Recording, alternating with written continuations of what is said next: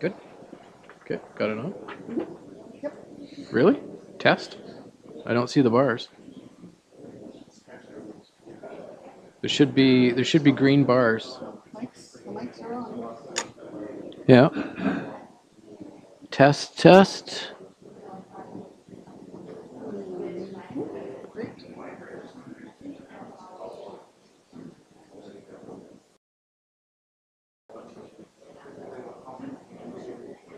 It was working earlier. Oh, yours is not. Gotta click the side button. Yeah. Test, test, test. Great. Uh,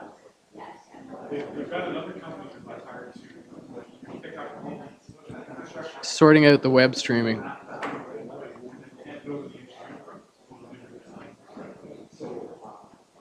I don't know what to do with it. I followed all the instructions. Dave, is Trevor still here? Oh, there he is. No, but it's not registering up on. Oh, on the website? I'm watching. Oh, okay, all right, good enough then. I wanted to make sure because the green bars weren't showing up on there like they usually do. So, okay, we're good then. Okay, we'll bring the meeting to order. Prior to the open session, council met for a closed meeting. It was moved by Councillor Marshall, seconded by Councillor McCann, that pursuant to Section 239(2) of the Municipal Act, RSO 2001, Chapter 25 is amended. Council of the Corporation of the Town of Parry Sound moved to a meeting closed to the public in order to address matters pertaining to B, personnel matters about an identifiable individual, including municipal or local board employees, human resources. C, a proposed or pending acquisition of land for municipal or local board purposes, potential land acquisition, waterfront development. And D, labor relations or employee negotiations, a personnel matter. That was carried. Okay. Mover and seconder for the agenda.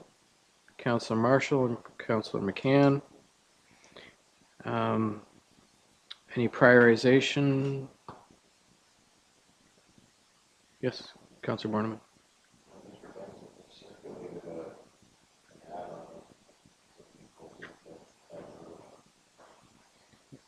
Well, he's working on Another one, actually. another one or two.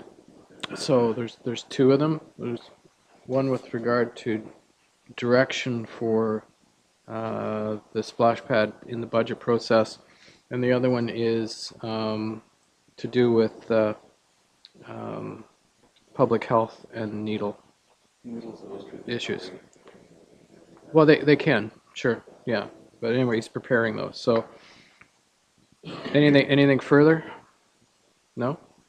Then that the council agenda for August 8th, 2017 be approved as amended. All in favor? That's carried. Thank you. Disclosure pecuniary interest of the general nature thereof. I have one. It's item 10.2.1 as I'm president of Parry Sound Affordable Housing Development Corporation. So, mover and seconder for the minutes. Councillor Borneman, Councillor Horn. The minutes from the council meeting held July 18th, 2017 be approved as circulated. Any discussion on those minutes? Seeing none, all in favor? That's carried. Questions of staff?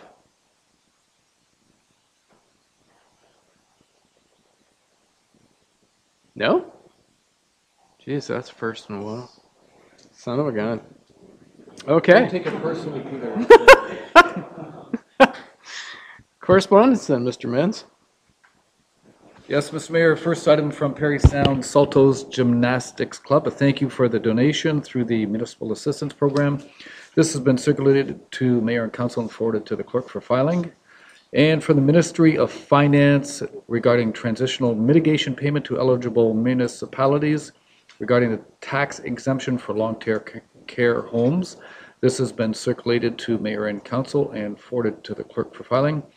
And the last item from AMO, their weekly watch files of July 13th and 20th with municipal industry news, again circulated to Mayor and Council, forwarded to the clerk for placement on the E-agenda, and that's it, Mr. Mayor.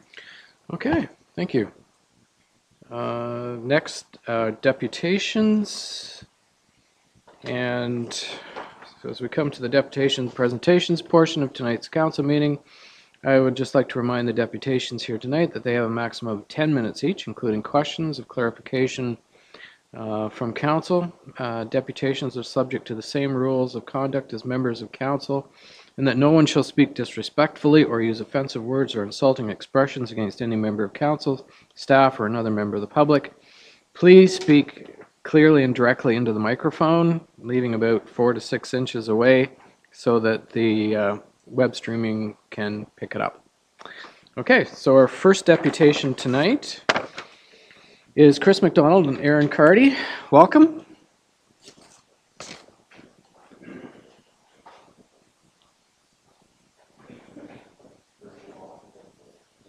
Brad, I think I'll start with you for tonight. It'll be fast. Hmm? He's kind of lonely over there. Yeah.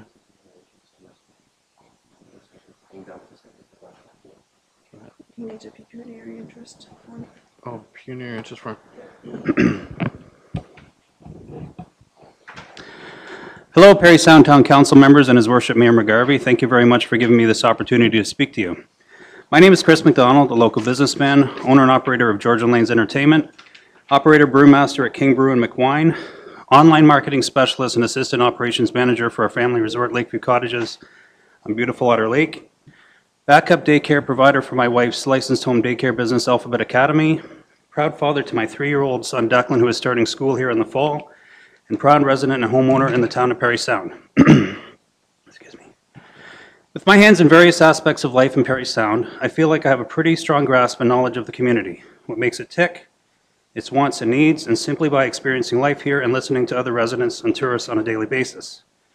I've lived here virtually all my life, 42 years, with the exception of going away for schooling. I love Parry Sound and take every opportunity I can to promote the area, support and partner with other local businesses, fundraise for organizations, various people and causes, and advocate for the betterment of Parry Sound and its surrounding area. I'm here tonight to respectfully ask Council to approve the funding of a community splash pad at Wabano Beach Park and keep it in the proposed 2018 budget so it can be enjoyed for the summer of 2018. I myself, along with other local residents, have formed a small committee to help ease this decision and hopefully push it into the next phase. We strongly believe that Parry Sound needs, wants, and will support this facility, and that it will be a big drawing card in bringing local families from surrounding areas, cottages, parks, and from other municipalities, and also help boost revenue and local business. To back up this belief, we conducted a 4-question survey online from July 31st until August 4th.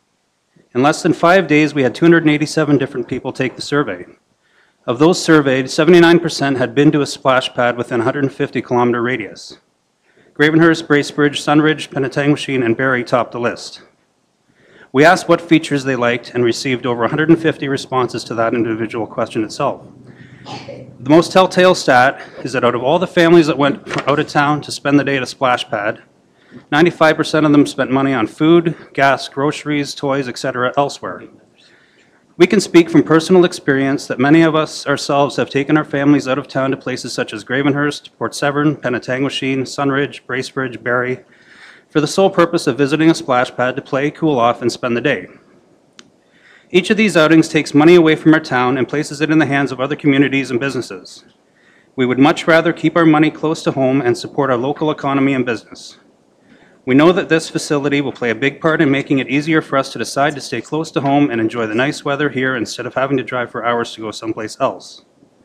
Our vision sees an approximate 5,000 square foot splash pad developed on the left side of Wabano Beach, a virtually unused area and perfect complement to the already amazing beach and park we currently have there. Comparing several splash pads of this size in other small towns of similar or smaller population, this splash pad would be within the proposed budget of $270,000. I recently spoke with Sherry Desjardins, Director of Recreation and Community Services for the town of Penetanguishene, in regards to their new splash pad facilities. She says it's been very well received, well used, and a vital part of the community during the summer months. She says it was money well spent. We set up a Facebook page called Splash Pad for Parry Sound and made it public 10 days ago. We already have 825 members and growing. Many of these members are already making great suggestions as to what water features they'd like to see and even ideas for themes. We also have recently been contacted by the office of Tony Clement. He has expressed his full support to our committee and will also be sending a letter to Council and Mayor McGarvey in the next couple weeks stating his support of this development. We are aware there are funds already available in the form of a legacy reserve for potentially 50% of this cost, and that a splash pad has been in the proposed budget for the past couple of years. Like in many communities, there is also the opportunity to partner with local clubs, organizations, businesses, and individuals to sponsor part of the construction or ongoing operating costs. This is a great way to make the facilities of this nature truly a community endeavor. In addition, we also feel like this opens up the opportunity for the town of Parry Sound to reopen or lease the snack bar facilities located in the main building beside the beach. As a businessman, I feel this is an untapped opportunity. With the added flow of traffic, it would be great to see snacks, beverages, ice cream, fries, sandwiches, etc. available there. I believe it's already in the works to try and reopen this for next summer, so I'm hoping to see this happen as well. Georgian Bay is arguably one of the most beautiful bodies of water in the world. We love to live on it, play on it, spend as much time around it as possible. Nothing would complement the development of our town for young families and children than a free facility such as this. While some may argue that we live on water and have beautiful beaches everywhere, why would we need a splash pad? Go play in the water. The answer is simple. Splash pads are cleaner, safer, more interactive, and more peace of mind for parents. They are great for kids who can't swim, who are just learning to swim, or who are experienced swimmers. They are accessible to individuals in wheelchairs or children with special needs. Splash pads are engaging. They let a child's imagination soar and provide pure and innocent hours of fun for all ages. We prepared a quick slideshow presentation that will help demonstrate how interactive, safe, accessible, and fun these facilities are.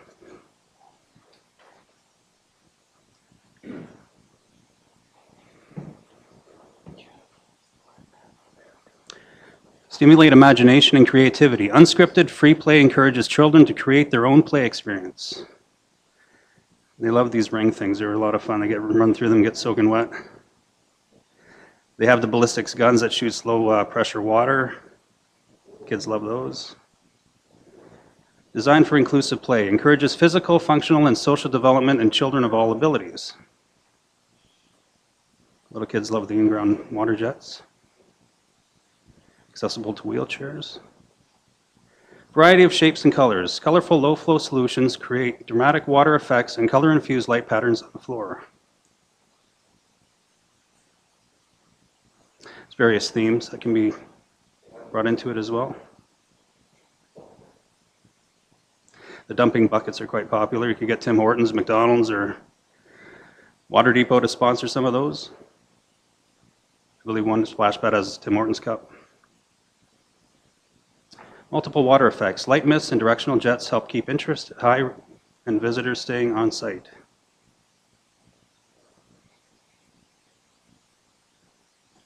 Sustainable and eco-friendly. Innovative recirculation and capture repurposed water management systems reduce water consumption. So a lot of them are on timers. They don't consistently run water all the time. So they are set on timers. They have different buttons you can push to activate them. Designed for safe play. Zero depth space eliminates drowning risk and staffing needs, so there's no standing water. It all flows away. There's no risk of drowning. Don't need lifeguards. Social engagement. Brings people of all ages together to create engaged communities. And like I say, you can customize them to pretty much anything you like. We could have like a windswept pine with spraying water out, or a hockey theme. I think one of them is like Sudbury has like a hockey theme one with a rink. Put something with Bobby Orr perhaps. And these are just some examples of kind of what we'd be looking at price-wise for us. So in closing, I would just like to thank you for giving me this opportunity to speak on behalf of our community who are in support of this. And we hope that you give it serious consideration in keeping it in the proposed 2018 budget deliberations. While we know that you can't give us any firm decision at this point, We hope to have you on board in the very near future and look forward to working with the town of Parry Sound to realize our dream. We love our town, we love our families, and we love seeing them play and have fun, especially in the water. Thank you. Okay, thank you. Any questions?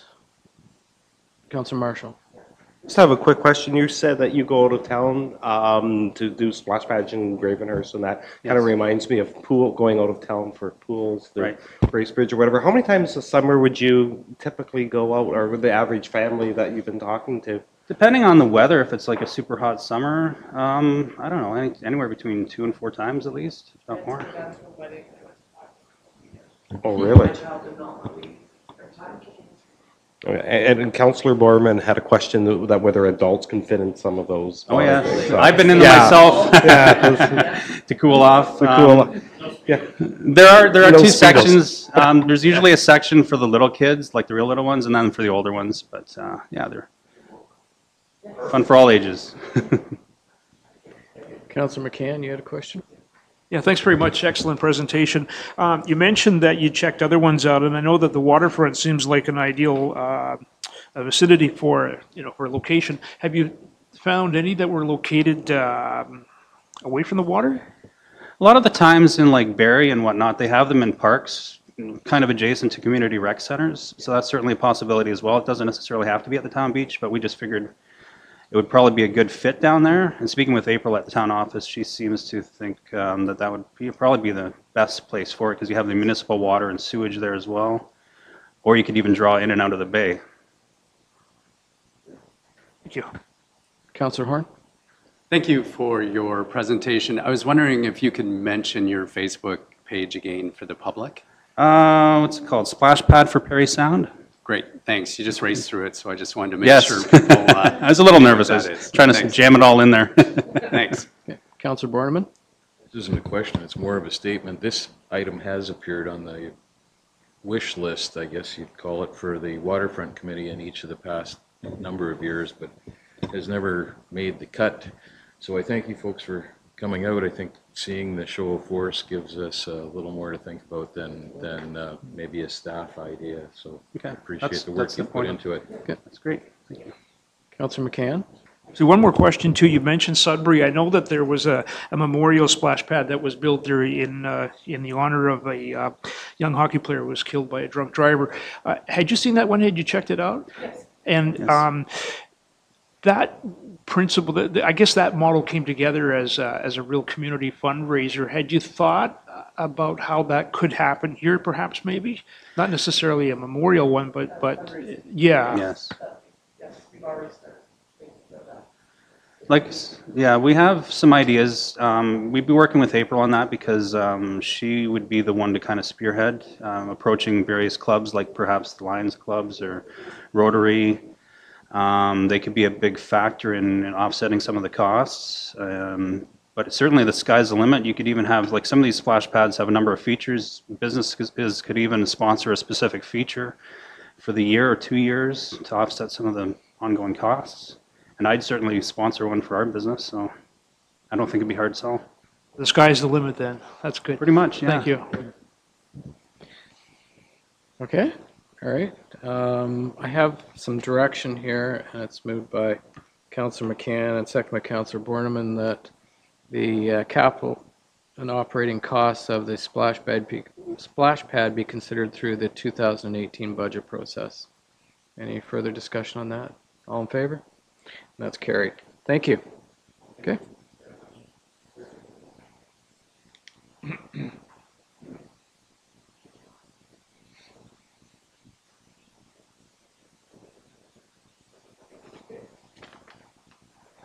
Okay.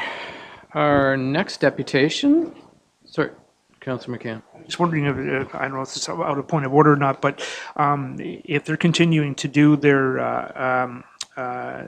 drive to seek support for this, and if this is going into the budget deliberations, should we be keeping in touch with them, or do we have some sort of a plan of it, or strategic plan that we could keep in touch with this group?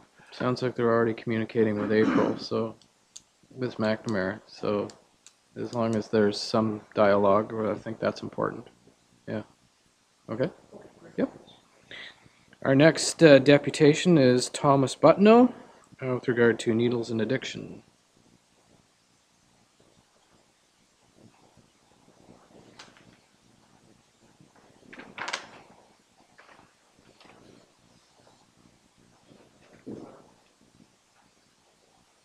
Welcome. Need to turn the microphone on there and no. Hello. Yep. How's everybody? Thank you. Okay. It's about needles and addictions, crying out for help. Mayor, council, everybody here, thank you for your time. I'm simply here to express my concerns and idea here this evening. This is the first tiny step. I understand no answers shed light this evening. My name is Thomas Butno. I grew up in and around this town. This evening, I am saddened by how things have become not only in our community, but surrounding communities in our First Nations. It's about needles and addictions and how it has become an over-alarming concern, especially when children's lives are involved. The appearance of used needles on our public beaches and other public locations that are piling up must stop. My experience in taking my family to the Newtown Beach was terrible. There was garbage and broken glass all over. To learn of the high count of dirty needles being found was horrifying. I've spoken with the staff lifeguards about this. Clearly they need help. I asked about the needles and asked if swimming area has been inspected. Their answer was no. 3 picked up that morning. Nobody wants to pick that kind of dangerous crap up, and it shouldn't be the public's responsibility alone.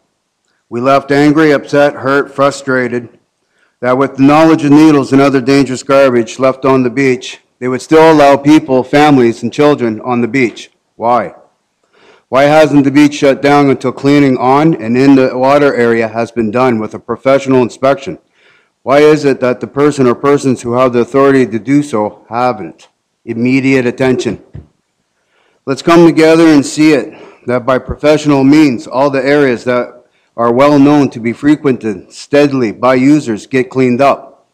My short-term solution, whatever we can do now to take first steps in achieving a safe, clean environment, clean up, monitoring, video surveillance, patrolling, educate, and we need to start now. This is a great concern, and it's a first priority of this town to ensure public safety. I want to see positive preventive measures taken both with the town, the communities, and First Nations officials and policing authorities. 10 years ago, through a professional study, our area was in the top 10 of small towns in Ontario of having the worst drug problems. It has quadrupled since.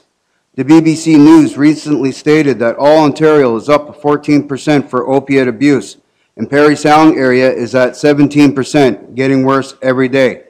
The truth is real. It's sad when downtown seeing how the methadone clinic is the busiest place in town. We do not need an OATC in town.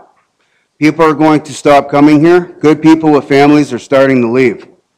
The count of overdoses, suicides, mental depression, destruction of families, single-parent mothers, single-parent fathers are at an all-time high in this town and surrounding communities.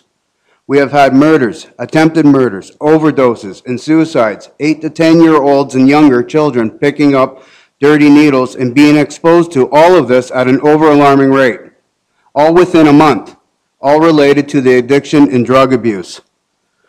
This is a serious addiction. This is only one of many addictions that we as humans battle daily each day around here. It is our high-class homes, low-class homes, work environment, and it's in our schools.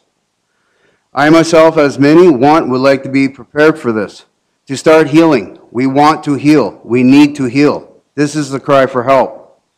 My long-term solution, my intent, my dream is to open a full-scale rehabilitation center where people can detox and actually be able to practice all the aftercare required to stay clean of addictions, to educate, to give, and teach skills needed to be put back into the working society, to give all addicts with whatever addictions the help needed to heal, to give hope and opportunity, and most of all, a better second chance of life.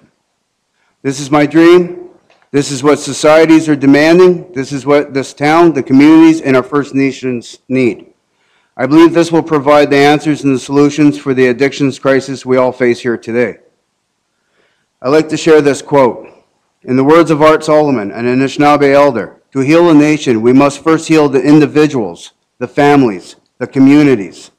To fully heal, to truly move forward, to create a better future for the generations to come, it will take all of us. And that, my friends, is a beautiful truth. So I'm crying out for help and support in all directions. I have a plan, I have a dream, and my heart has the desire to achieve that dream. Thank you to the people who support us, and to those who are supporting here tonight for stepping up. These true warriors, these true leaders, the real backbone of our communities. I asked my sister, my good friend Jody Cotton of Wasauksing First Nation to share some of her own words, and then end this evening with a healing song for all of us. I ask when she honors us with such a song, we all stand in unity with respect. Thank you. Jimmy Gwitch, merci. Honey, bonjour. Nangish go koi dijnakas. Wasauksing binjaba wapshishi dorem. I'd just like to say miigwech for your time this evening to all you, and miigwech to Tom for bringing this this serious stuff forth to us. So I'm in total 100 agreements with Tom and what he has to say, but I come with the recommendations. So at this time, I'd like to say regarding the dirty needles that are found on our beaches and public areas where kids are at risk to be harmed, we need to educate the community. We need to learn how to pick up these needles safely as parents, community workers, whoever we are, so that we don't get harmed ourselves by doing this. Through the health unit or the West Parry Sound Health Center, some training components added for our members in the community and elsewhere. Organize a unified community cleanup and barbecue. We need to come together from all four directions and team up and clean up our beaches or identified areas. While the adults clean up, the children can be making murals stating, please keep our play area clean and needle-free. We need to make this a big effect. We need to have the bang effect on this one. Maybe a needle exchange program. Who can we talk to about this? How do we get this going? So needle for a needle, so they don't end up on the ground. I believe working together as a unified communities will have more of a larger impact on our drug abusers. So with that, I'd like to say miigwech for your time. I don't need the microphone to sing a song that Tom's asked me to sing. So what I'll do is I'll stand out away from the mic and sing in honor of all of us becoming together unified. These are our recommendations for the short term. This is a big, big problem. And I know my sons, my 3 children are directly affected by this because their father lives in town. And we're a blended family. So they come to town every weekend and they use our beach. And quite honestly, if my sons are running on the beach and they get an epidermic needle in the foot, I would be just devastated, as we all would and should be. So with that, I'm going to share up this healing song so we can begin this good road.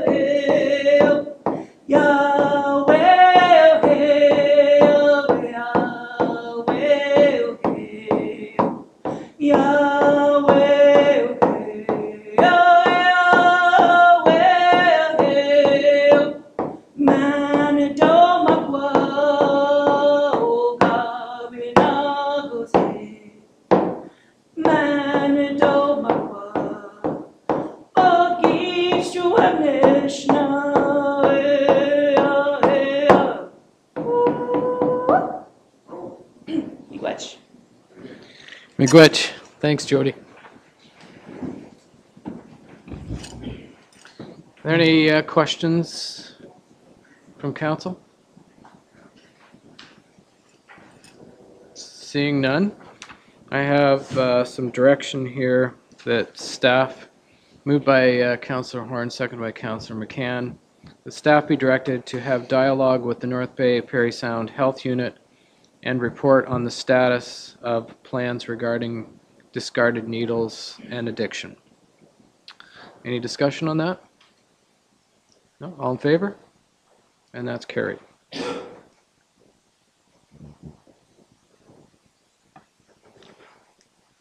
It is my understanding from the question that you had about a needle exchange program that is run out of the health unit that's up in the mall. They do run that particular program there. So, yeah. All right.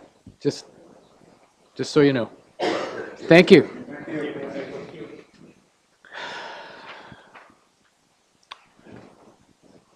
Okay.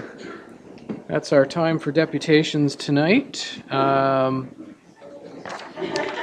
Give a moment for the room to clear. And then Councillor Marshall, I think you have a declaration that we'll just give it a minute here.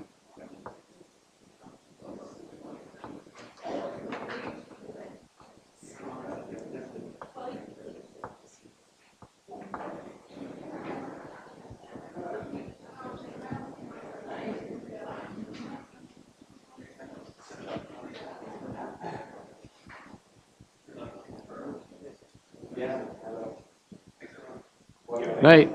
Thanks.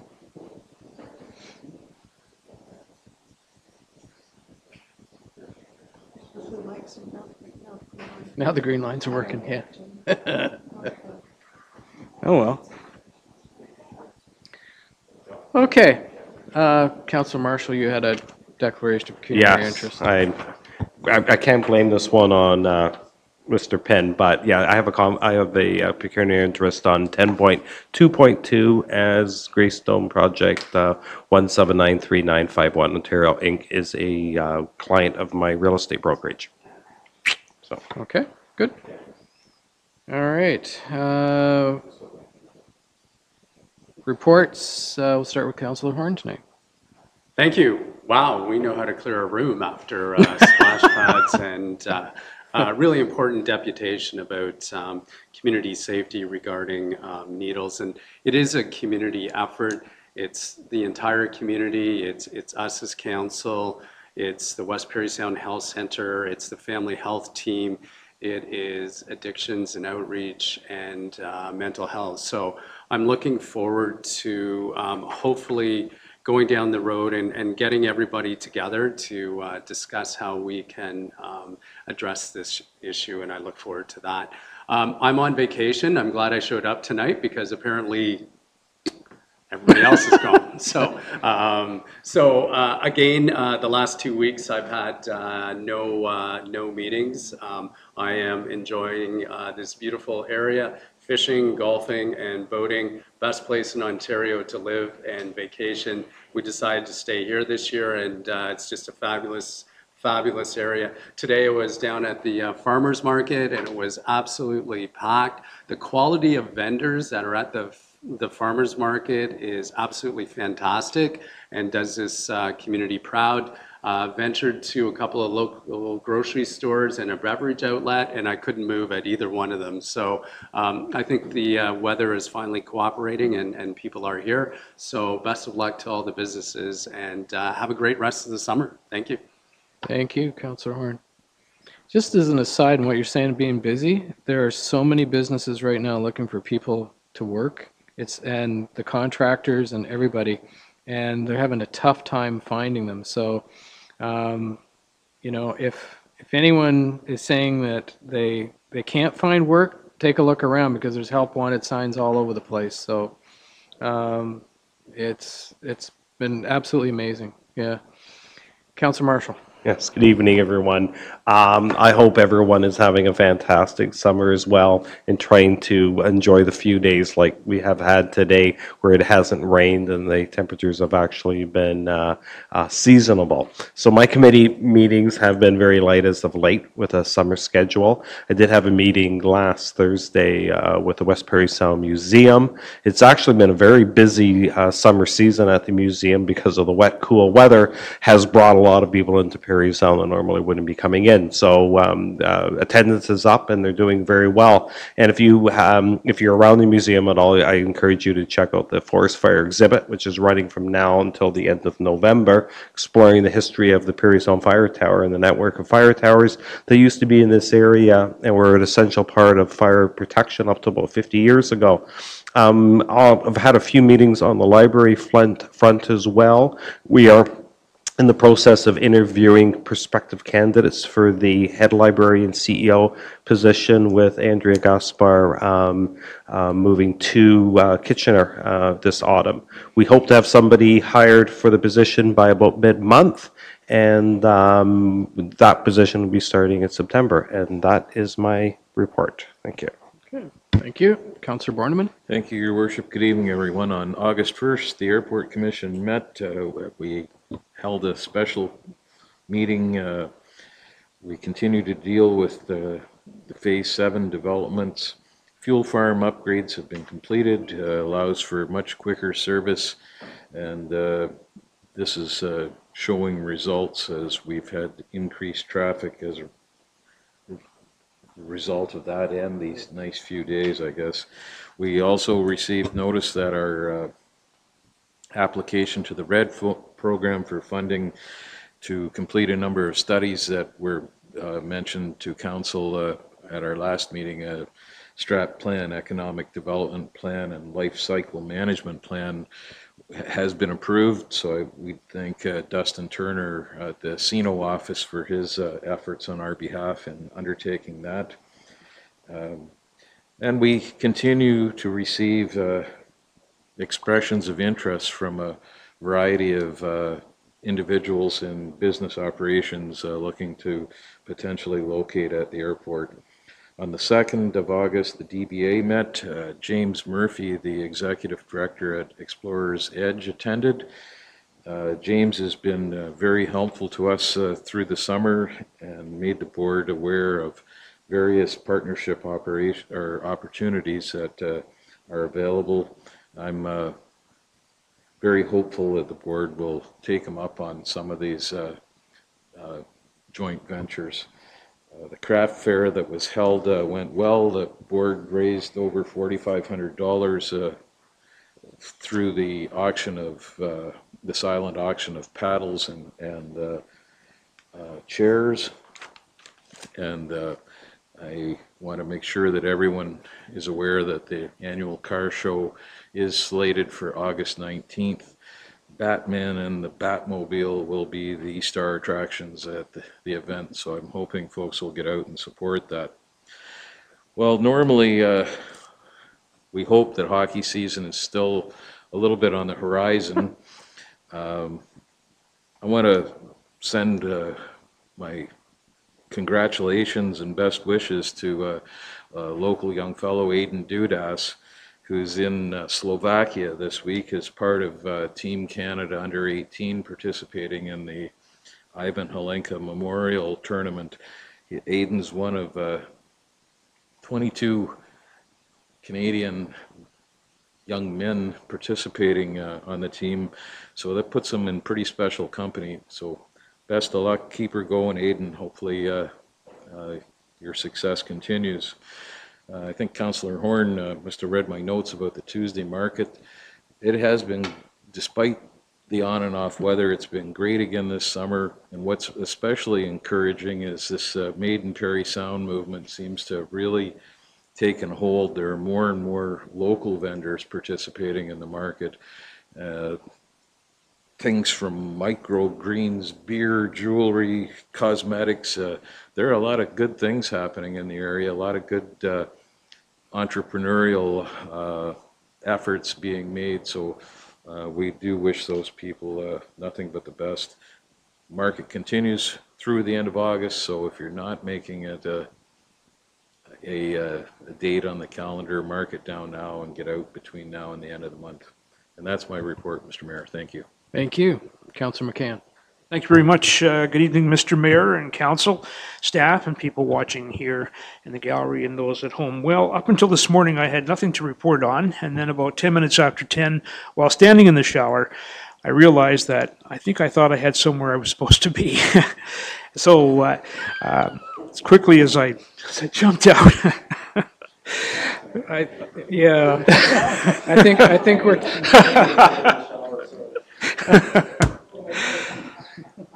I think we need to wipe that image from our memories.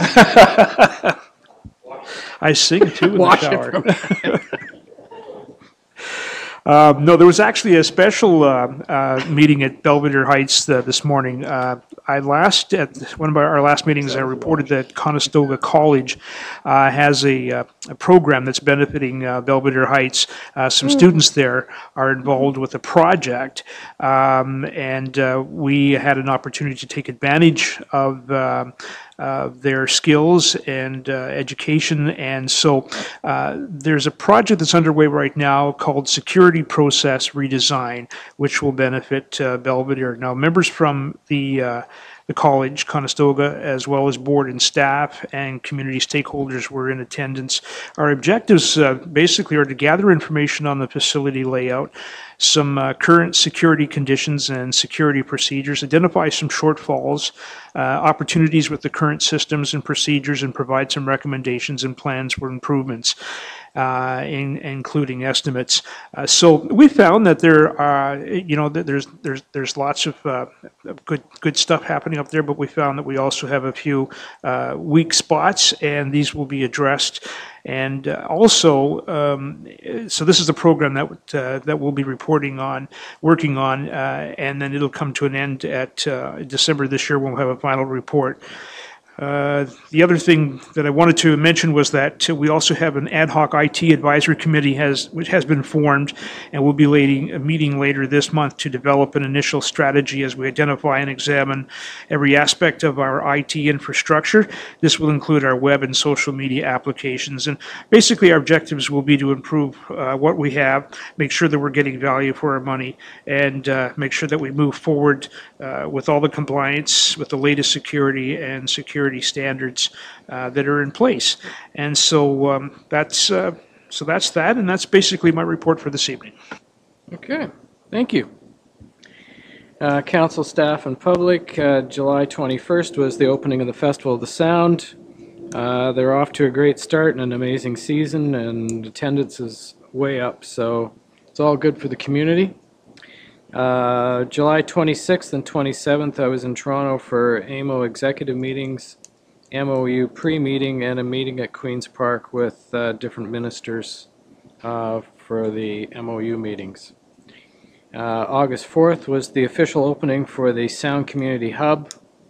What an amazing day. I mean, after all of the years of hoping that something like that would happen, and the work and preparation going into a development like that, it's up and running and looks absolutely amazing. So I have to thank certainly the town too, Parry Sound District Social Services, the staff that we have at Parry Sound Nonprofit Housing is absolutely amazing. I mean, they're just absolutely fantastic.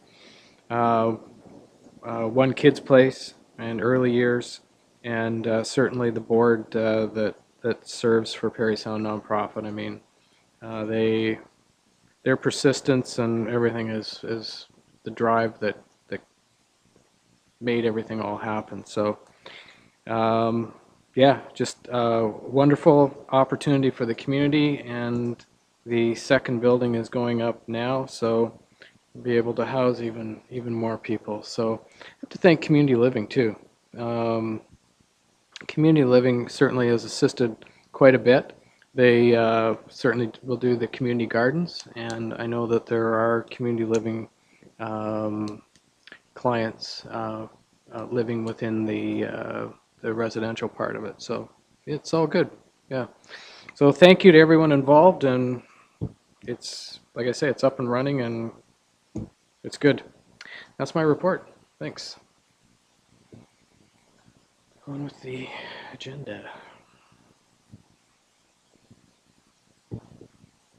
Okay. Moved by Councillor Borneman, seconded by Councillor Marshall, that upon the recommendation of Triton Engineering Services Limited, Council accepts the tender from Weeks Construction in the amount of $218,067.40, including HST, for the construction of the northwest retaining wall on Bow Street and Louisa Street, this tender being the lowest tender of 3 tenders received, and further that Council increase the allotment in the Capital Replacement Reserve Fund to cover the shortfall of $58,067.40. Discussion? Councillor McCann? Just for Mr. Brown, I just wondered when when do you expect that the work would get underway? Through your worship, we're hopeful that the work will start in early September. Good. Anything further? Councillor Borneman? Just that I know all members of council join me in saying we're always happy when we see local businesses successful in these tender bids. Yep. Thank you. That's right. Anything further? All in favor? That's carried. Thank you.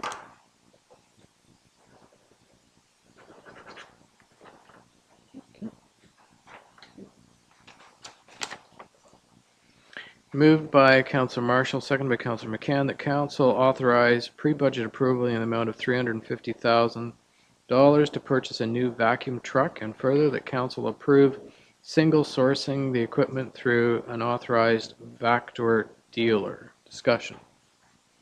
Councillor Borneman, then Councillor McCann. I innocently asked Mr. Brown earlier today what kind of truck we were getting for $350,000, and I don't know whether, Peter, you want to take it from there, but his response was, we're not, basically, that the price for a new replacement unit would be significantly higher. So I'm wondering if council would entertain the idea of amending this to allow Mr. Brown the elbow room to source out a unit that would be appropriate for our needs, new or used, and move forward from there. I was just going to say, maybe what we might be better to do is defeat this one and come up with new wording like that, because it's too much of a change from this one here. Yeah. Yeah. But anyway, we'll hear from Mr. Brown and then. Yeah. Thank you, through your worship. When this whole project started with a 10-year capital plan with staff, the original cost was, I think it was, we had $350,000 for a new machine. Well, because of the American dollar and because of most of the parts are coming from the States, we're now, a very similar machine is up to almost 500,000 and growing. And we know this because we've talked to every vac truck that's come into town, the owner, the people who own them. They're not cheap. Like the last one we saw go through town was about $550. Now we don't need all those bells and whistles. We don't need something that's significant. But Councillor Borneman and I were actually on the same webpage earlier tonight that we came across a slightly used one for the 2015 Vactor. Didn't have everything we wanted, but was close enough, and that was $390,000. That'll be gone by the end of this week. So they move very quickly.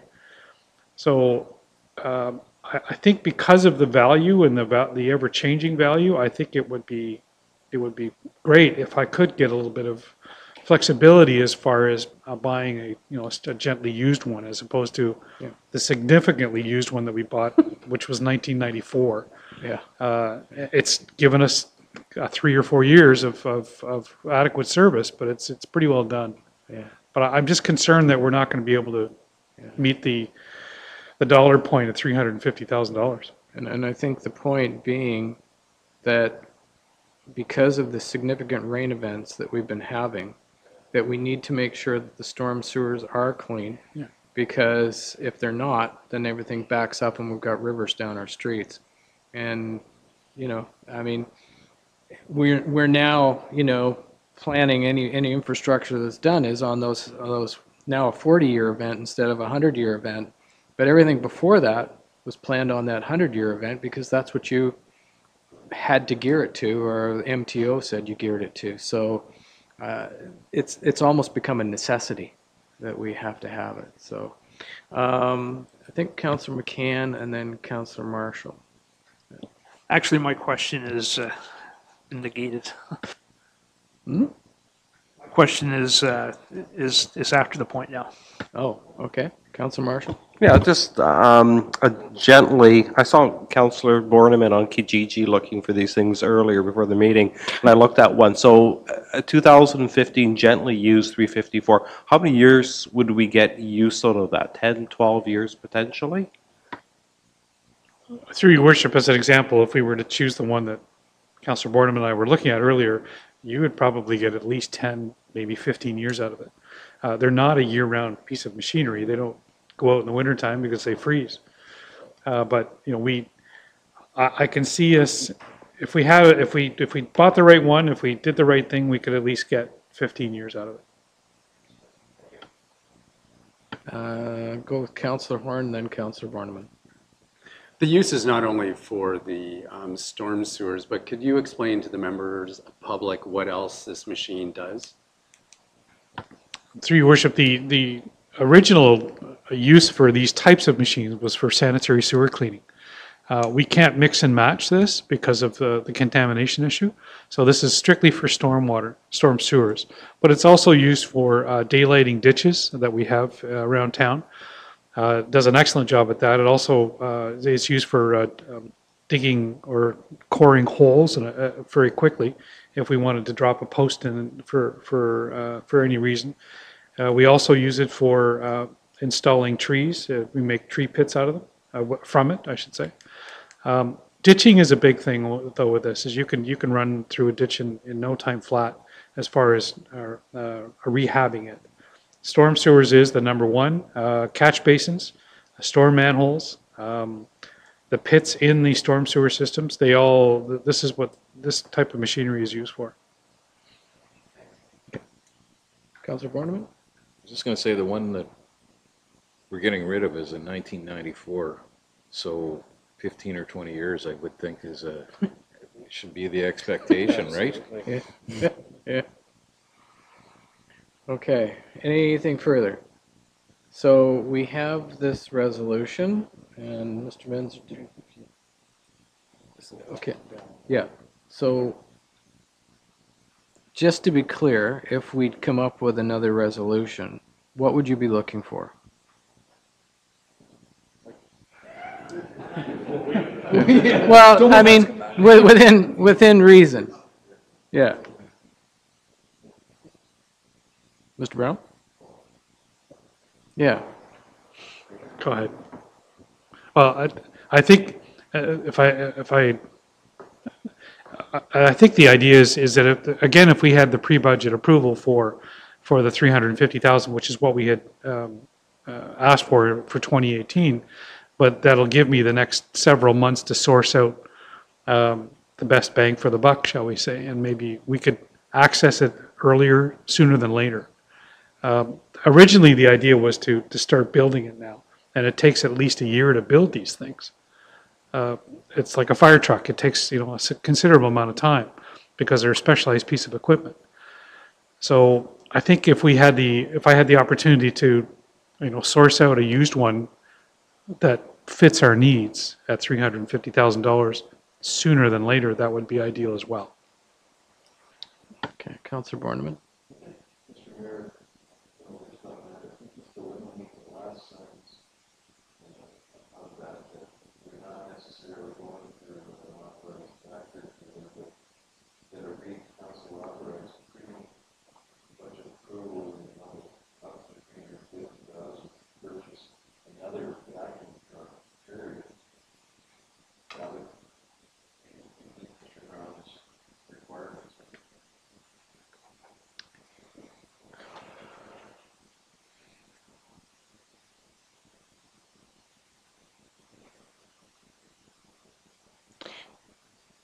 I think we've got another one here that might suit. Yeah. Actually, here, we'll pass it over to that side of the table. But anyway, they need to sign. Yeah, thanks.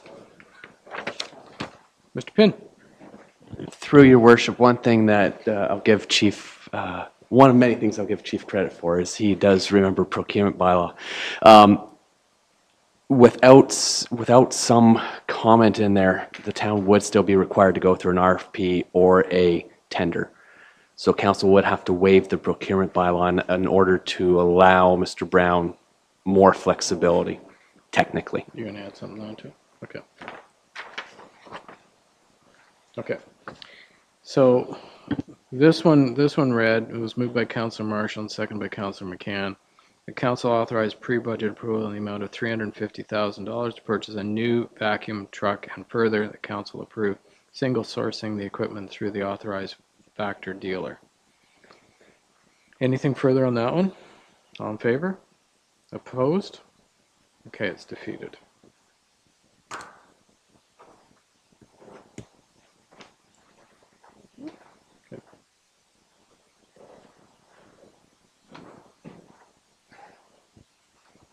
Okay. So this one's moved by Councillor McCann, seconded by Councillor Borneman, that the Public Works Director be authorized to source a replacement vacuum truck, and that pre-budget approval of $350,000 be authorized, and further that the procurement policy bylaw be waived. Discussion. All in favor? That's carried.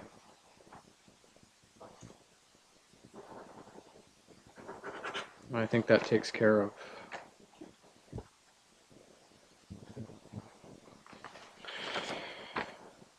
So 921, moved by Councillor McCann, second by Councillor Borneman. The council approves the request for funding from the Department of Canadian Heritage Cultural Spaces Canada in the amount of $23,349, representing 50% of the total cost of audio and projection upgrades at the Charles W. Stockey Center for the Performing Arts. Discussion? All in favor? That's carried.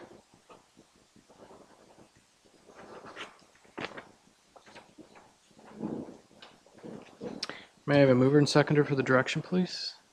Councillor McCann, Councillor Horn.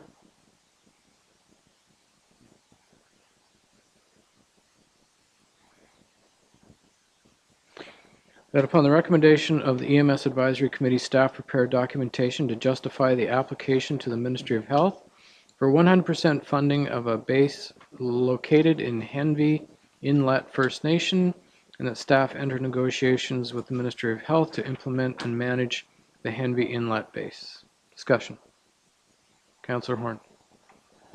Thanks. I was just wondering if Mr. Thompson can just give a bit of background information on why this is occurring.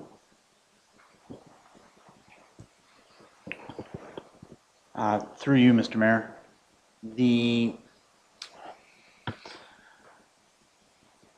Recently, we have had a first response team that was based out of the Henvey Inlet First Nation. That has gone defunct in the past 6 months. And it creates a little bit of a hole in our coverage area. The first response teams, which are scattered throughout the district, assist EMS services by being in areas that maybe don't have a station very close. That's clearly the case with Henvey Inlet, is that our closest base is in Point of Barrow. Or coming from out of our district, they wouldn't be our resources, would be Noelville. And anyone who travels up in that area knows that Henvey Inlet's a long way from either one of those two areas, and there's a great deal of traffic that travels up that highway. With the advent of the discontinuation of the first response team in Henvey Inlet, it creates a significant hole in our coverage area. In discussions, when this occurred, in discussions with the Ministry of Health, they suggested that if we could put together justification and a suitable proposal that would justify the expenditure of the funds, they would consider looking at funding us 100% for putting a base in that area. with one caveat: it needed to be managed and run by our current Parry Sound District EMS service. So that caveat is quite doable. It's easy when it's 100% funding. Generally, the ministry gives us 50% funding for everywhere, other than in areas that are non-municipal areas or TUMO areas, townships without municipal organization, or First Nation territories. So a resource that would be placed in Henby Inlet would be run by us, run by the health center through us, and would be allowed to be utilized throughout our response territory. So it would become part of our deployment plan, and it would be utilized similarly to all the rest of our stations. It would just be based out of Henby Inlet. So that's the background. There's a lot of moving parts in the system, and by no means is this mean that Ministry of Health is actually going to come forward with the money. This is the starting phases of negotiations to try to see if we can hammer out some sort of a deal with the Ministry of Health to make this happen. Okay. Any further questions? No? All in favor? And that's carried. Thank you.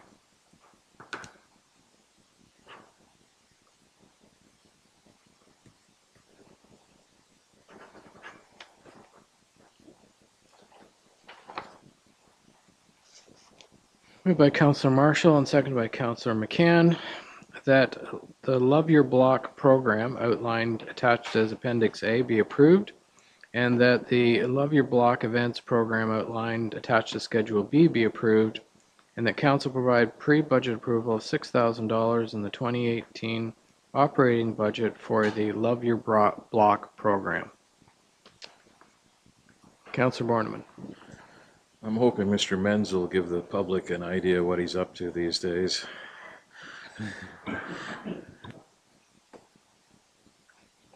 Sure, Mr. Mayor, through you. I'm not saying anything this time. What I've been up to with this program. So this is, it's about a way, an approach to build community pride through development of neighborhoods, improvements in neighborhoods. So little projects, it's a joint project between the town and Lakeland Energy, Lakeland Holdings. And if approved, the town would match $5,000 to Lakeland's $5,000 to provide up to $2,000 for a community improvement project, and they could be of a wide-ranging nature of just plantings or signage or it could be, they would be some of the key categories, and there would be a review process, an application process, there's criteria, and one of the criteria is that you have to have a support from the neighborhood. So it can't just be, hey, I got an idea, I want to plant something on some property somewhere or put up a sign somewhere. There has to be a proof of community support and participation. So the other part of the program, the events piece, is providing up to $300 for a local neighborhood or community event. So it's not to support something that's already going on. And again, the opportunities are pretty wide-ranging for what could be done. Could involve families, different events, something as simple as a hopscotch event, and need to, probably food's going to be involved, hamburgers, hot dogs, a barbecue of some kind. And there's controls that would be put in place to ensure as best as we can that the money is spent on what it's supposed to be spent. And again, it is about trying to build community pride by building neighborhoods and pride within the neighborhoods as a starting point. So it is a program that would be really implemented in the spring of next year. We would like to get the word out fairly quickly in the next few weeks, and so people understand what is possible. And if we don't try it, we don't know, but it is a program that has been tried in a number of cities that I'm aware of, and So we researched a few of those and pulled the best of each of what was done. So in some of the larger cities, there's up to $15,000 per neighborhood project. So this is $2,000, and the fact that Lakeland is 100% supportive of this certainly helps our cause. And the other piece to this would be an annual celebration to an event of some kind, no details on this yet, where we would have some kind of an event and just bring some of the volunteers in and look and demonstrate what we've done in different neighborhoods with these different projects and events. Very good. Thank you. Anything further? All in favor? And that's carried. Thank you.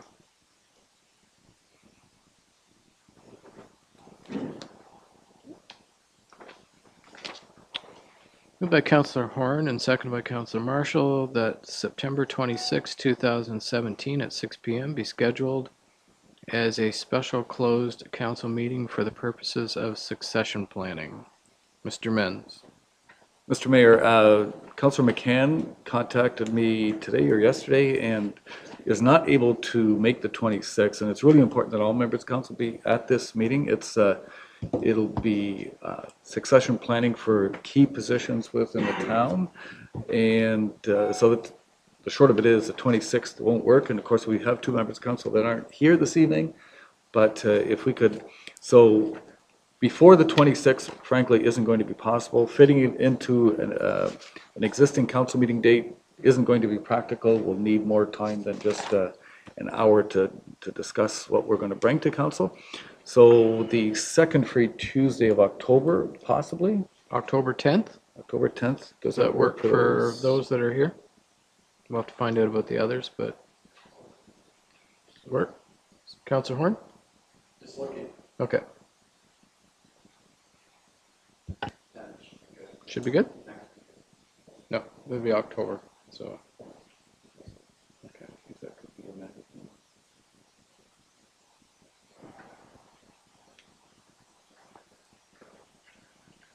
Okay, just mark it in the book now.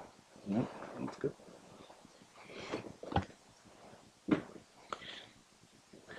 So if we could have a mover and seconder to amend this to October 2nd, Councillor Borneman and Councillor Marshall. Sorry, to October 10th. Yeah.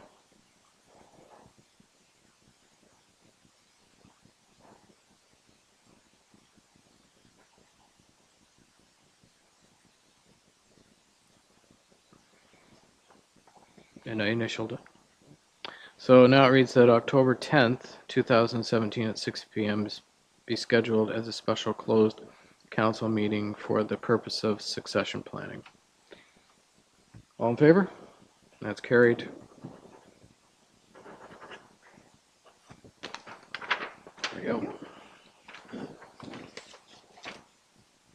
Moved by Councillor Marshall, second by Councillor Borneman, that council receives the 2016 Reserve and Reserve Fund Report attached to Schedule A in compliance with the town's Reserve and Reserve Fund policy. Any discussion?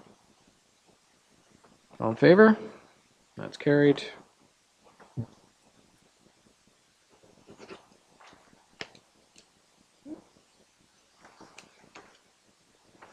Moved by Councillor Borneman, second by Councillor Marshall, that council hereby approves the transfer of up to $8,000, conditional on a minimum $2,000 contribution from the Downtown Business Association from the Tax Rate Stabilization Reserve for the purpose of funding the cost of a strategic plan for the Downtown Business Association. Any discussion?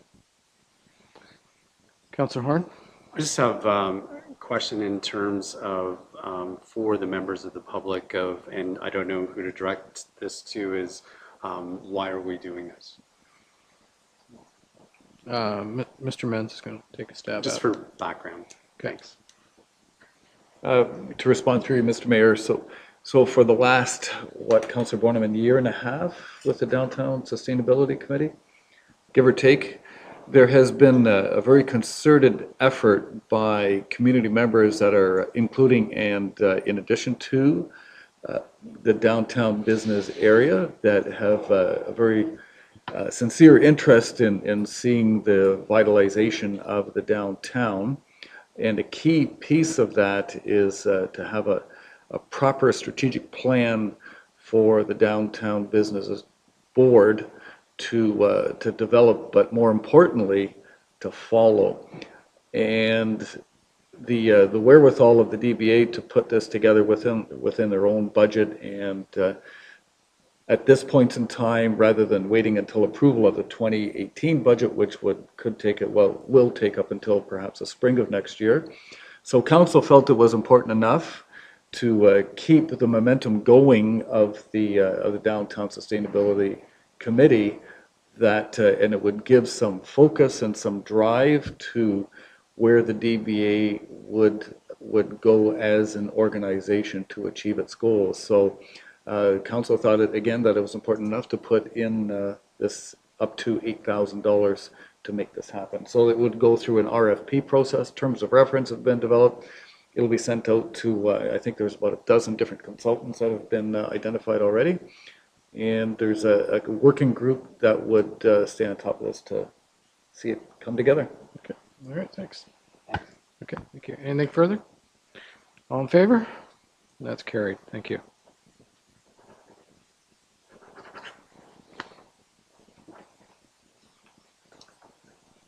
Councilman McCann? Point of order. Sorry, actually, we were, if we can go back, I can't make it on the 10th either. That was one of the other dates that I couldn't make it on. I'm sorry. I did put it in an email, but I knew I'd sent it out somewhere, but that was... Okay. I had suggested the 24th.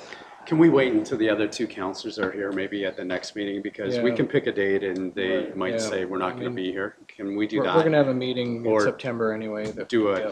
doodle poll Yep. or something? Sure. Thanks. Yeah. Sorry, thanks, Rob. Just leave it the way it is and we'll have to revisit it. Yeah. Okay, 953. Moved by Councillor McCann, second by Councillor Horn. The council hereby approves a transfer of $4,800 from the tax rate stabilization reserve for the purpose of funding the implementation costs of the form builder module from eSolutions. Any discussion? Councillor Marshall? Yes, I'd just like to ask Mr. Pitt if he could explain out kind of what we're doing here, some of the benefits of having this form builder program or module on our website, how it would benefit the public. Through your worship, I will try. This is actually a project that's being spearheaded by Mr. Pengra and Ms. Boggs from that end.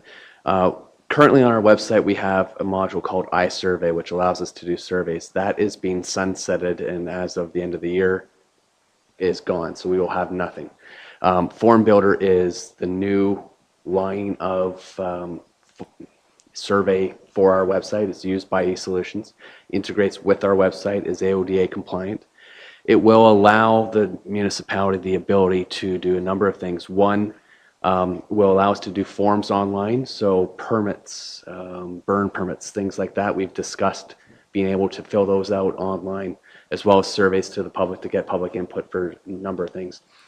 From a finance perspective, the big one is e-commerce. It will allow the municipality to do to do sales online, such as registration, swim program registrations, permits, things like that would be able to be paid for online using credit cards, which is another thing. We are looking at how to integrate the tax portion in there and how to do that without having fees associated with it, because obviously we don't want the municipality to be having credit card fees for tax payments.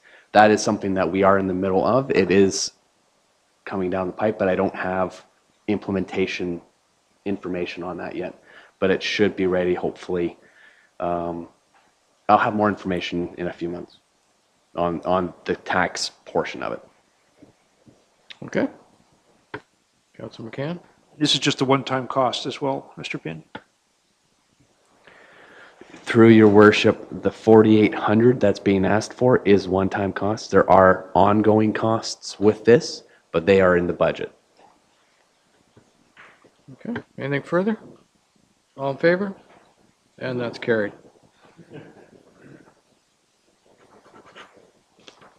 Go.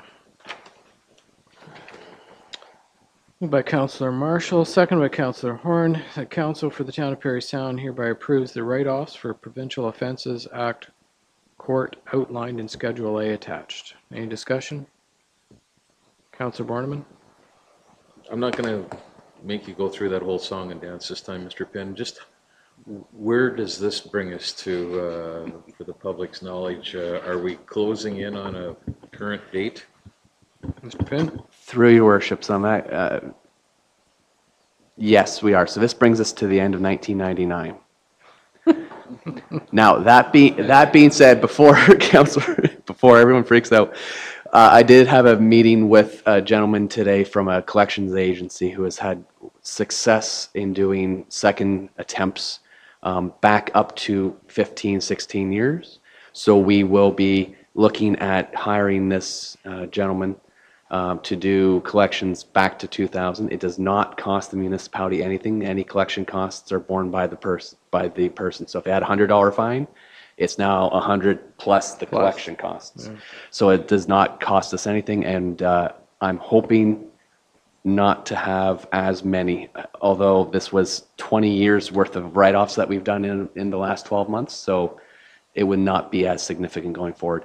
As well, I will be bringing council a policy to delegate some of that so that Councillor Borman doesn't have to read these much more. Anything further? All in favor? It's carried. Thank you. Yes, Councillor Borneman. Just before we leave that subject, Mr. Pinn, when did the town take over responsibility for this? Are these still provincial debts or debts that were passed down for the province? Yeah, Mr. Pinn. You have to forgive me if I'm off by a year or two, but I believe it was 2000.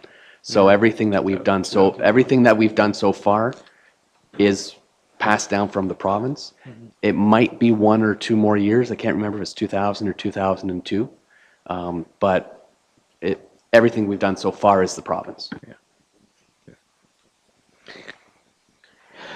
Moved by Councillor McCann, second by Councillor Borneman. The council will hereby approve the 2018 budget preparation schedule as set out per Schedule A, attached as amended. Discussion. As amended. There was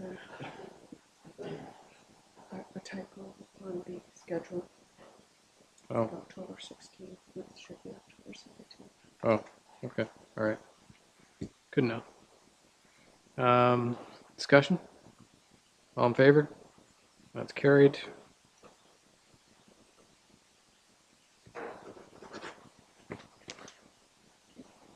May I have a mover and seconder for the next direction, please? Councillor Borneman, Councillor Horn.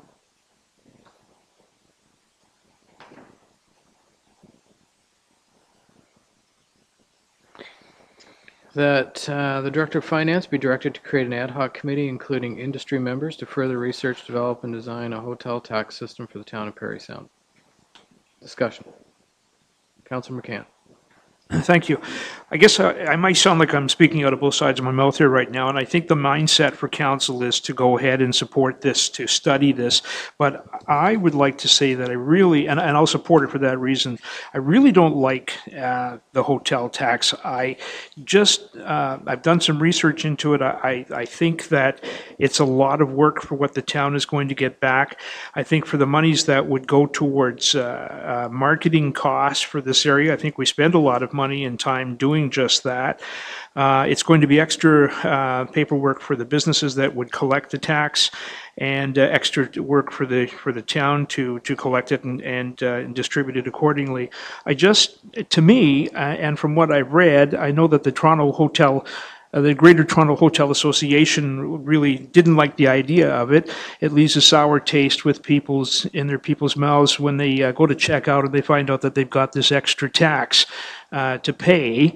We're going to be advocating for a 1% sales tax increase through the AMO initiative, 14% GST with combined harmonized GST plus this tax. I think it's just more than I would care to really swallow.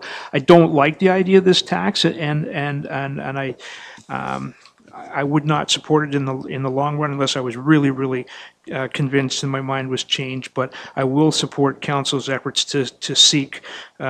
To go ahead to seek some sort of initiative to study this. Mr. Pinn. Through your worship, I just want to take a quick second because we've had a couple people ask as well. Just to clarify, the hotel tax is brand new. There is no hotel tax anywhere in the province of Ontario. Niagara Falls, Toronto, those places have what's known as a destination marketing fee, which is voluntary. This is completely different, and some of those stories, which I've read as well, about the administration of some of these destination marketing fees, it's two different beasts. So that's just something to keep in mind too, that it's not a destination marketing fee. Okay, very good. I agree, yeah. Also too, in that working model. Councilor McCann, remember, it's not a debate, so I need to recognize you. Oh, That's I'm all. sorry. Okay, all right. All right, you have a follow-up question? Actually, no, it was just a comment, but that's fine. Any further comments? No? All in favor? And that's carried. Thank you.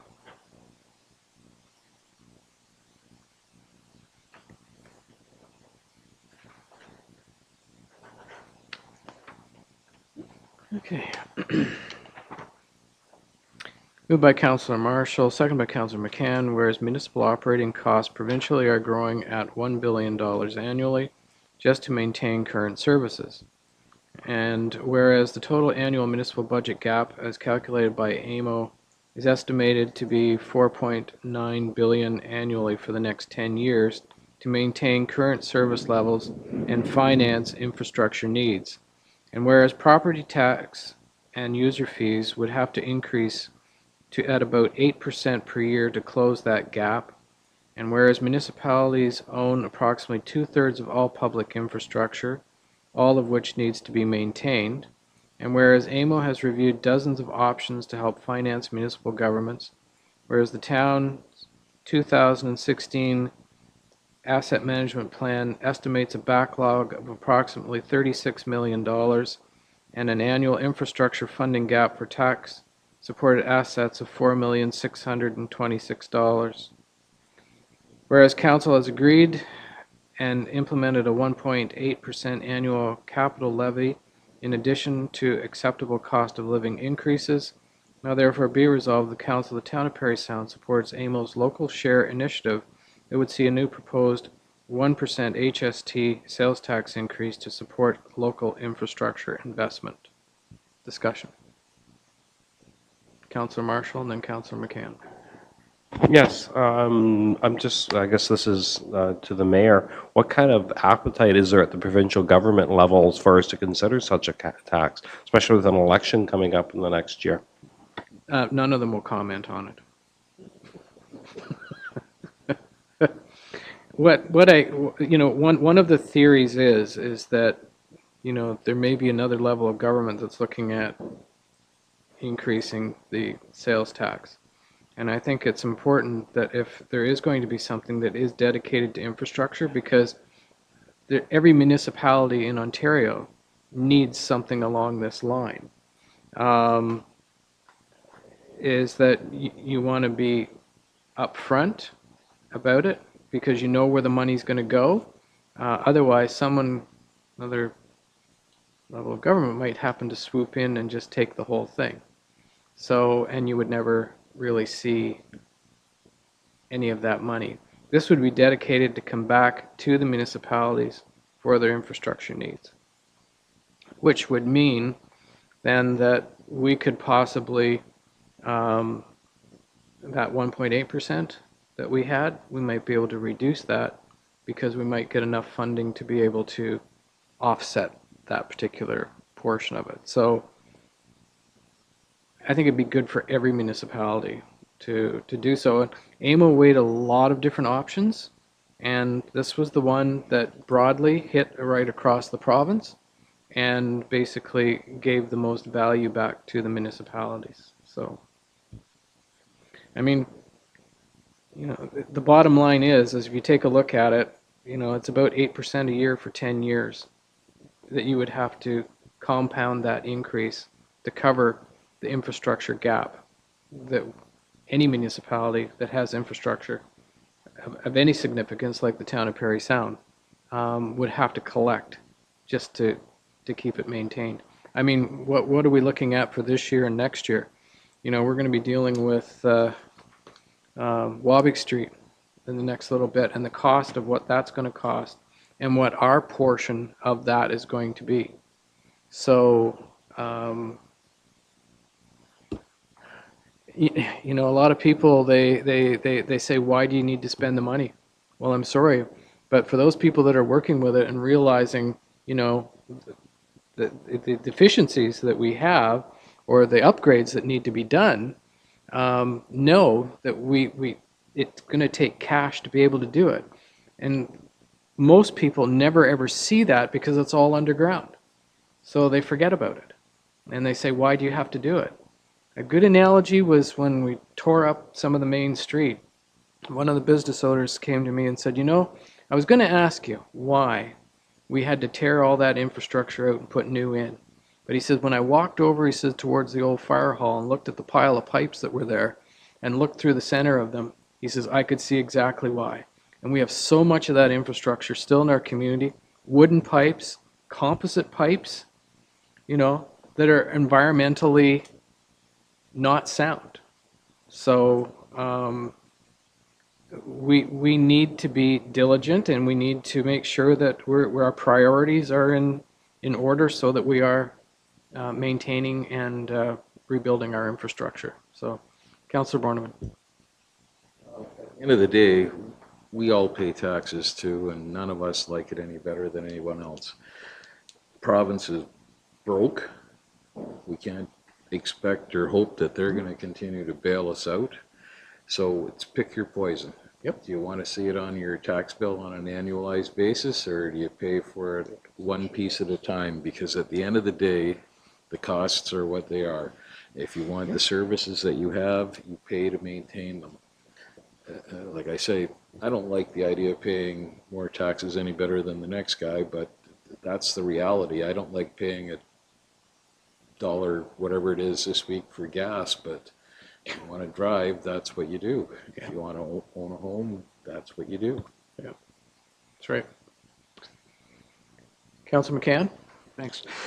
Well, Councillor Borneman's kind of said the same thing I wanted to. He just found some different words to say so. But when AMO was visiting the various municipalities with the roundtable talks, I was sold on the 1%. And as Councillor Borneman has stated, nobody likes to pay any additional taxes. But if you look at the downloading, if you look at the shortfalls that we're looking at over the next 5 to 10 years, you know, somebody has to pay the piper. One question or concern I might have is, though, that what assurance do we have that these monies collected will be distributed to the municipalities, and that 5 years from now, whatever government may be in power maybe decide to halt that procedure? I just wonder what kind of a guarantee we would have. Well, that would be all part of an agreement set up between, I'm sure, AMO and the province of Ontario, that we currently have that particular relationship now through MOU agreements and that sort of thing. So it would be all negotiated and discussed if this went and the government agreed to it, that would happen. So there would be a funding formula, and there would be a process that would have to take place for all of this to happen. And yeah, I think currently, I mean, we only have one revenue source, and that's taxation, and that's it. So any other than what grants we might happen to get, that sort of thing, which But this would be an automatic feed in based on the statistics of your municipality that you would get so much for your infrastructure upgrades. So, Councilor Borneman said, I don't know what else you do. You know, it's got to be paid for somehow. So, any help we can get, the better it is. Anything further? All in favor? And that's carried. Thank you.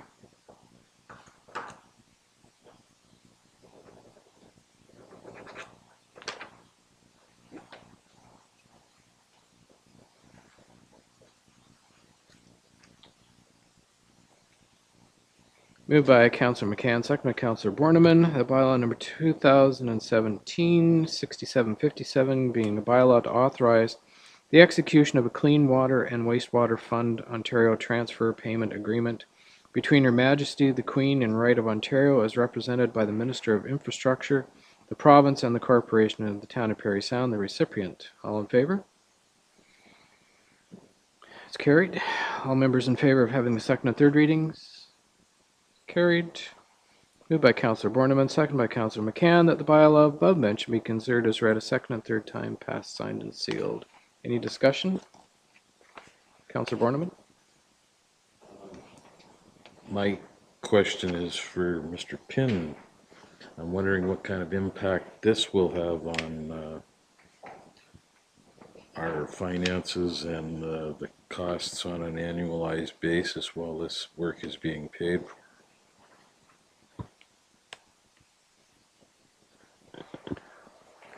Through your worship, I will have to, as part of the 2017 budget, we re-looked at Wabeek as far as the scope. When we originally budgeted for it, there was a split between water, wastewater, and the town. And I have not had an opportunity to review that yet as far as what the percentages will be for that. There is grant money available. There are reserves available for water and wastewater, which we were planning on. And there will be a split based on reasonable allocation between the road portion as well as the water and wastewater portions. So water and wastewater will be allocated to the water and wastewater rates, which do have reserves for this type of work. As far as I can't give you a definite right now because interest rates, especially the debt rates, have gone up a little bit. So I can't give you a definite answer yet, but I will have more information for the 2018 budget. Anything further?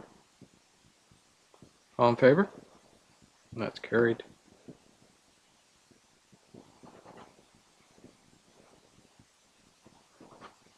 Okay, so that one up there.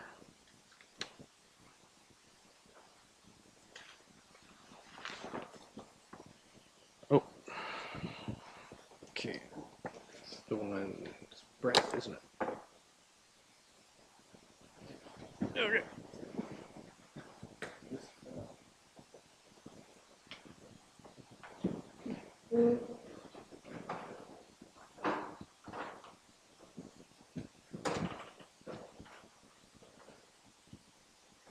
Already, bylaw 2017-27 dates by Councillor Borneman, second by Councillor Marshall, being a bylaw to grant site plan approval of authorized execution and registration of development agreement with 82 Gibson Street, County Parry Sound Affordable Housing Development Corporation. Discussion.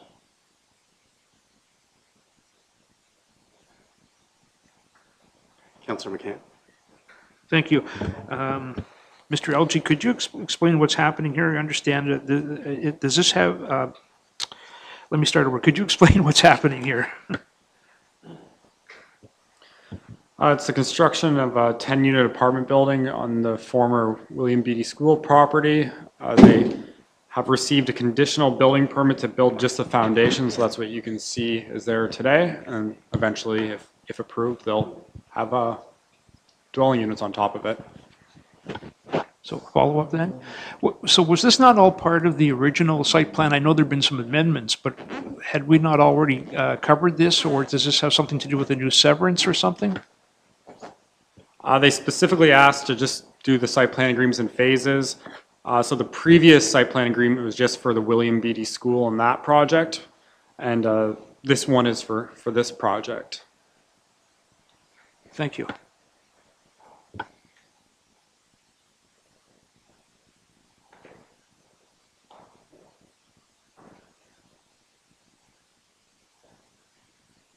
As a point of order, just discussion for the first and second reading. Let's pretend that happened, and we're moving on to the last part. Thanks.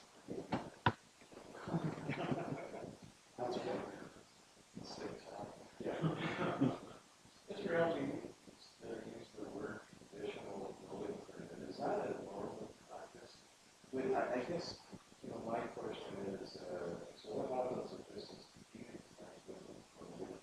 allow this, if this were a project contract?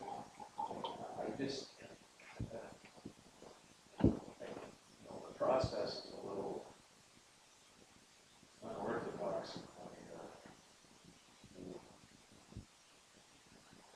Through you, Deputy Mayor. It is a normal process. It happens in quite a few municipalities. The rationale being, especially as you get closer to winter, foundations are the most crucial part on timing.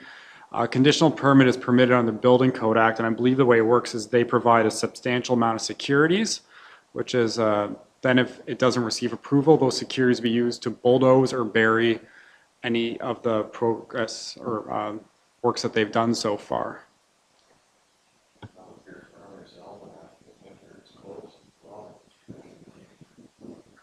Any further discussion? Okay, I'll call the vote that the bylaw above mentioned be considered as read a second and third time, passed, sealed, signed and sealed. All in favor? Thanks.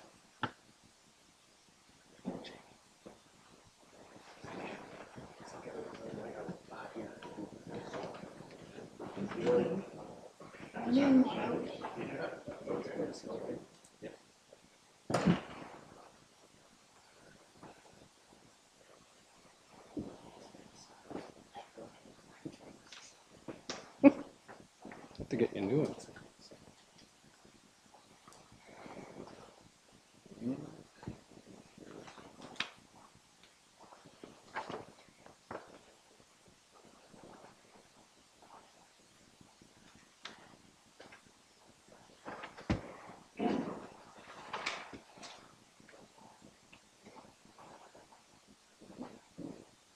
Is that all of them?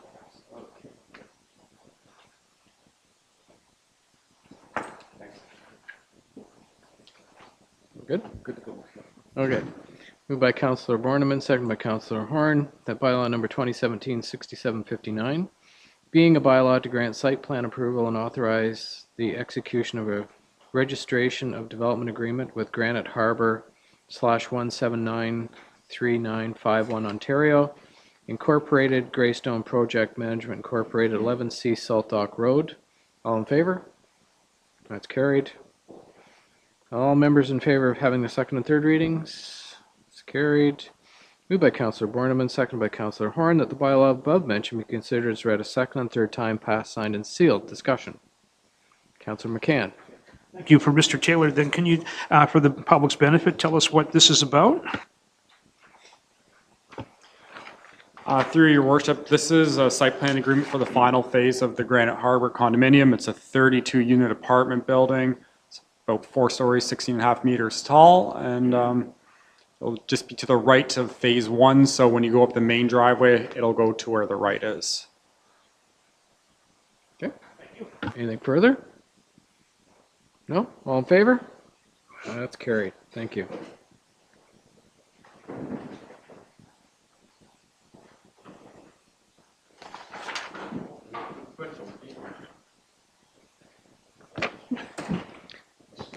Moved by Salad, Jim?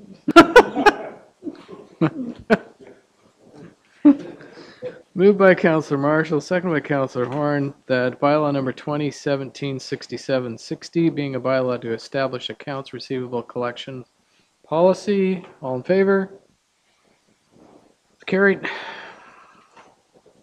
All members in favor of having the second and third readings? That's carried. Moved by Councillor Marshall, seconded by Councillor Horn, that the bylaw above mentioned be considered as read a second and third time passed, signed, and sealed. Any discussion? All in favor? That's carried.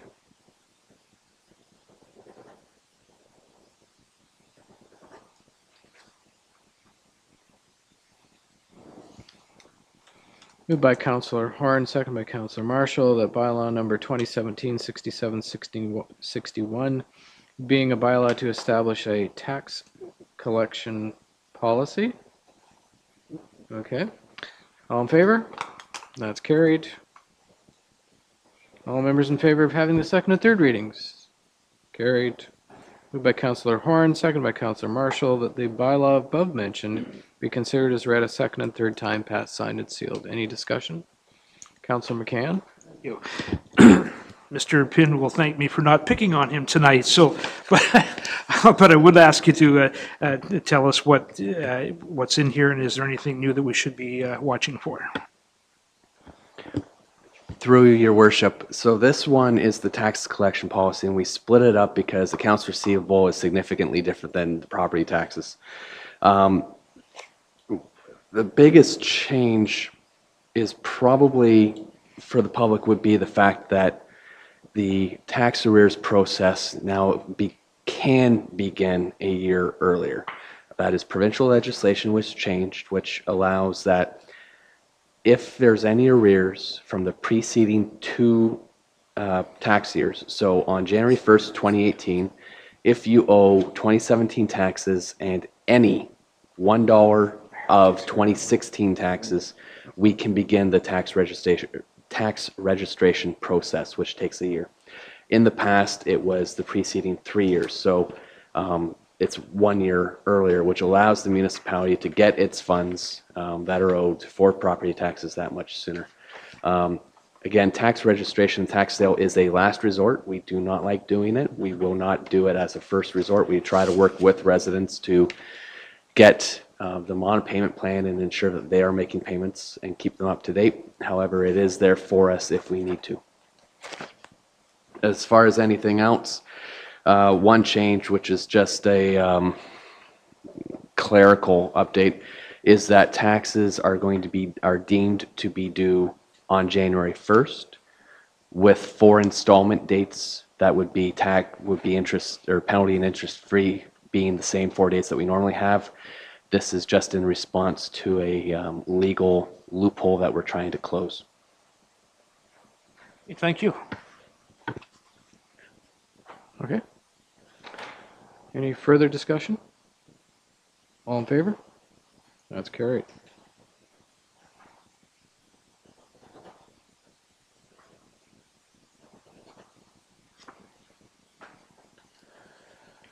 Moved by Councillor Borneman, second by Councillor Horn, that bylaw number 2017-6762 being a bylaw to establish an asset management policy. Oh yeah, that was the other one, right. All in favor? That's carried.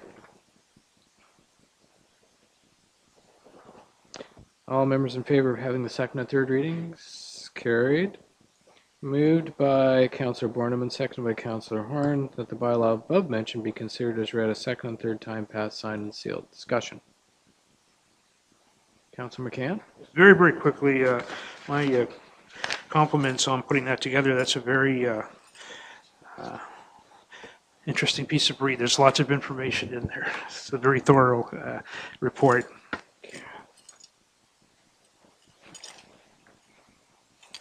Okay. And in English, too. And in English, that's good. So says Mr. Borneman. Anything further on this one? No? All in favor? And that's carried.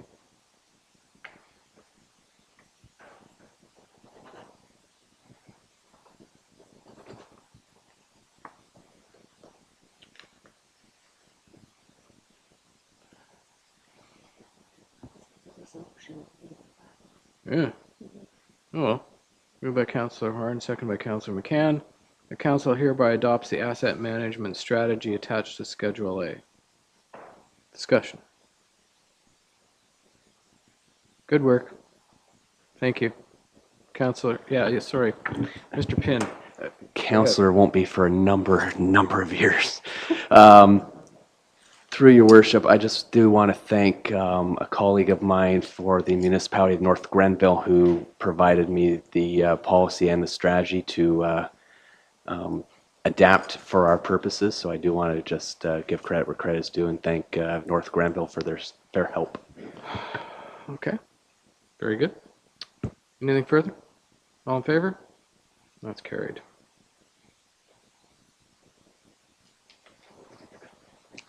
Get them and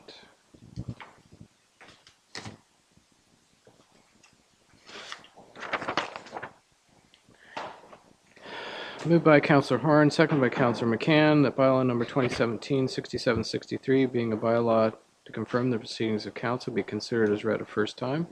All in favor? That's carried. All members in favor of having the second and third readings? Carried. Moved by Councillor Horn, seconded by... We need someone else to sign it. Or we're not getting out of here. Oops.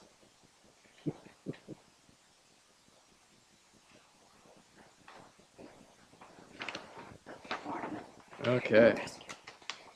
Good. So moved by Councillor Horn and seconded by Councillor Borneman that the bylaw above mentioned be considered as read a second and third time, passed, signed, and sealed. And I take it there's no discussion. All in favor? That's carried.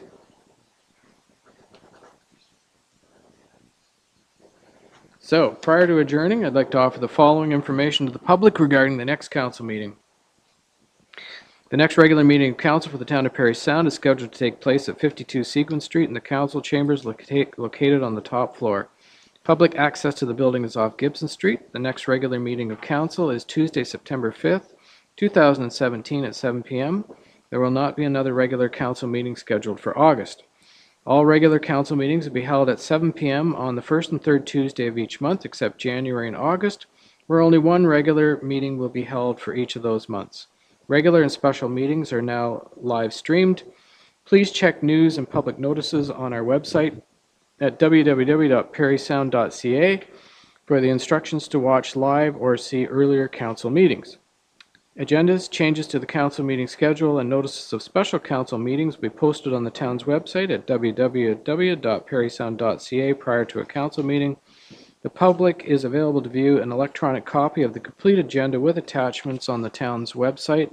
Just search council calendar and the date of the meeting. Should you have any wish to receive the combined agenda via email, you may make the request on our website or contact the clerk at the municipal office. The minutes of the council meetings will be posted within 2 days after the council meetings on the town's website and will be posted on the bulletin board located in the municipal office entrance. Cogeco will continue to air the regular Parry Sound council meetings on Saturday at 9:30 a.m. following a regular council meeting, and Cogeco can be contacted at www.cogecotv.com. Thank you, everyone, and have a good night.